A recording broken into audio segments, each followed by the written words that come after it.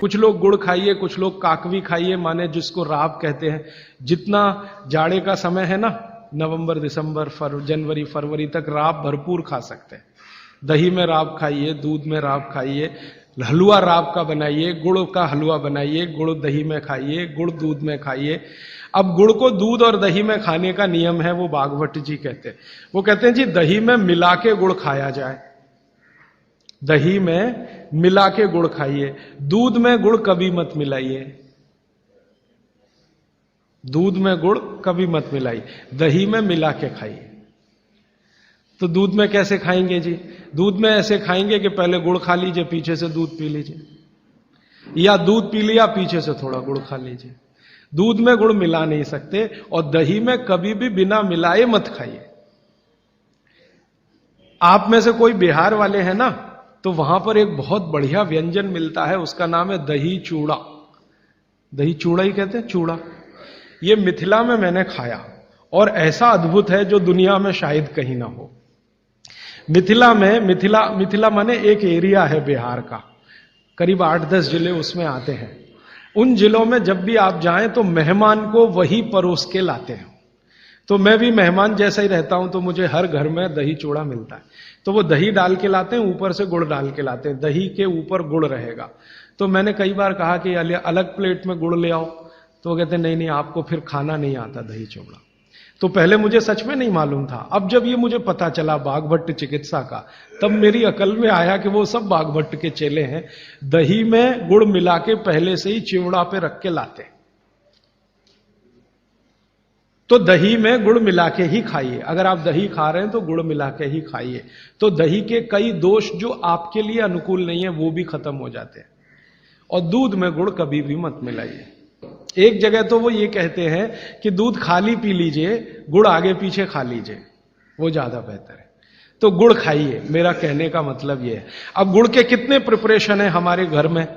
गुड़ का तिल का प्रिपरेशन एक है, तिल पट्टी कहते हैं, गजक, गजक। तो भरपूर गजक खाइए। क्यों खाइए जी? तिल है और गुड़ है। गुड़ में जो केमिकल है ऑर्गेनिक, तिल में लगभग वही सब है जो गुड़ में है। तिल भी क्षारीय है, गुड़ भी क्षारीय है, और दोनों क्षारीय चीजें खाएंगे तो पेट के अम्ल को बैलेंस करती रहेंगी। तो तिल गुड़ रोज खाइए, माने तिल की पट्टी बनाइए, गजक बनाइए, नहीं तो तिल का लड्डू बनाइए, गुड़ के साथ बनाइए। फिर इसी तरह से मूंगफली है, मूंगफली भी क्षारीय है और गुड़ भी क्षारीय है। तो मूंगफली और गुड़ मिला के वो पट्टी आती है, वो खाइए, बच्चों को खिलाइए। और आपके पास जो भी प्रिपरेशन है गुड़ तिल के, गुड़ मूंगफली के, वो सब बनाइए। और ये जो 3-4 महीने हैं, नवंबर दिसंबर जनवरी फरवरी तक, भरपेट खाइए, भरपूर खाइए, क्योंकि इस समय आपके शरीर को इन्हीं की जरूरत है। तो कफ जिंदगी से बहुत दूर रहेगा। तिल खा रहे हैं, गुड़ खा रहे हैं, मूंगफली खा रहे हैं, कफ बढ़ने की बिल्कुल संभावना नहीं। तो जिंदगी में कफ के रोग आने की संभावना नहीं। अब जानते कफ का सबसे खराब रोग क्या है? मोटापा।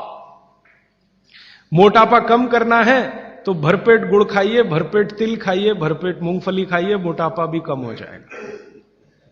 हाँ, आपको डर है ना, तिल खाएंगे जी उसमें से तेल है। तेल तो है तिल में, लेकिन वो HDL वाला, LDL वाला नहीं है, VLDL। ये मोटापा जो है ना, वो VLDL और LDL का चक्कर है। HDL जैसे ही बढ़ेगा, मोटापा अपने आप कम होगा, पेट अंदर ही जाएगा। आप में से कोई भी मेरे कहने पर 3 महीने एक एक्सपेरिमेंट कर लीजिए। तिल चबा चबा के खाइए, खाने के बाद 3 महीने के बाद वजन नापेंगे, 8-10 किलो कम मिलेगा, कम से कम इतना कम मिलेगा। खाना खाया, खाने के बाद आप सौंफ खाते हैं ना, सौंफ की जगह तिल खाइए। और काला खाया तो और ज्यादा वजन कम मिलेगा। काला तिल एक है, सफेद। काले की गुणवत्ता सफेद से भी ज्यादा है। लेकिन ये इन्हीं 4 महीनों में। गर्मी में अगर आपने यही तिल खाया तो प्रॉब्लम आएगी।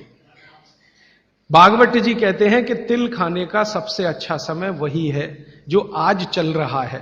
ये फरवरी तक चलेगा। तो फरवरी तक, और कभी बहुत ज्यादा लिबरल हो तो होली के दिन तक वो कहते हैं तिल खाने का समय है। होली होते ही तिल कम करिए या खत्म करिए। फिर कुछ और चीज आएगी, वो क्या आएगी वो मैं बता दूं। लेकिन आप ये करके देख लीजिए 4 चीजों को ज्यादा उपयोग आप करेंगे, वजन आपका कम होता जाएगा, पेट का अम्ल कम होता जाएगा, घुटनों के अंदर का जो कई बार कहते हैं ना डॉक्टर यूरिक एसिड जमा हो गया जी, यूरिक एसिड क्या है? अम्ल ही तो है। तो ये यूरिक एसिड आपको कम करना है, तो गांठ के सब जो माने जोड़ों के दर्द आपको कम करने हैं, तो इनके लिए ये सब चिकित्सा बताई है। तिल है, गुड़ है, और मैंने एक चीज बोली थी कि अगर आप जैन नहीं हैं तो शहद है। शहद में भागवत जी कहते हैं छोटी मधुमक्खी का शहद, बड़ी का नहीं। तो शहद लाएं तो उसको पूछ लीजिए।